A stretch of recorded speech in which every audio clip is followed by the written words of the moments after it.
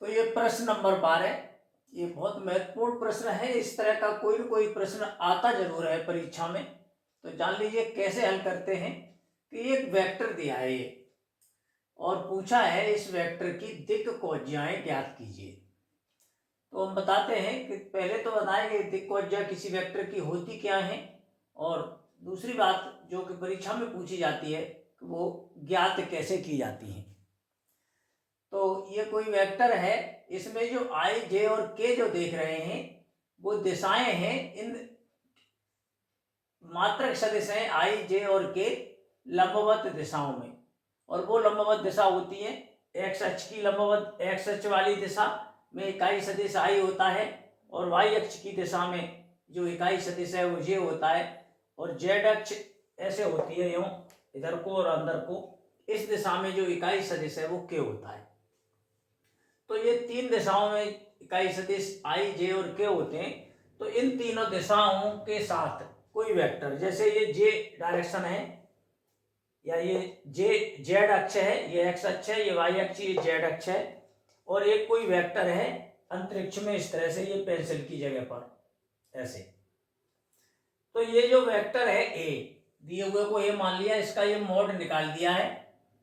तो ये कोई भी वेक्टर इन तीनों अक्षों के साथ, एक्स अक्ष के साथ देखो इस वेक्टर का ये कोण बनेगा, और वाई अक्ष के साथ इस वेक्टर का ये कोण बनेगा, और जेड अक्ष के साथ ये कोण बनेगा। तो कोई भी वेक्टर एक्स वाई जेड अक्षों के साथ जो कोण बनाएंगे उन कोणों के कॉस को वेक्टर की दिक् कोज्या कहा जाता है। और ये निकाली कैसे जाती है दिक् कोज्या, ये तो और भी आसान है। ये जो तीन कोण होते हैं अक्षों के साथ वेक्टर के जो बनते हैं, इन कोणों के कॉस कहलाते तो दिक् कोज्या हैं, और ये निकलते कैसे हैं दिक् कोज्या। पहला तो कॉस है, पहले वाले कोण को जो एक्स अक्ष के साथ वेक्टर का बनता है उसे अल्फा से व्यक्त करके कॉस अल्फा निकालते हैं, और ये होता है आई का गुणांक अपॉन सदिश इस वेक्टर का मोड, मोड ए। तो आई का गुणांक आप देख सकते हैं 1 है, और मोड देख रहे हैं ये 14। ऐसे ही दूसरा कोण जो बनता है वेक्टर के साथ इसका वाई अक्ष का, तो उस कोण को बीटा कहते हैं, और उसके कॉस को हम निकालने जा रहे हैं। तो आई की जगह जे का गुणांक हो जाएगा अपॉन मोड वेक्टर का मोड। जे का गुणांक देखिए 2 है, मोड देख रहे हो ये अंडर रूट में 14।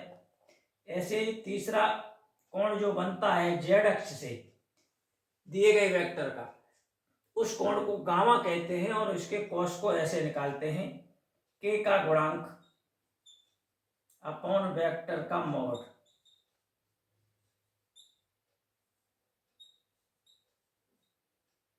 और ये के का जो गुणांक निकला है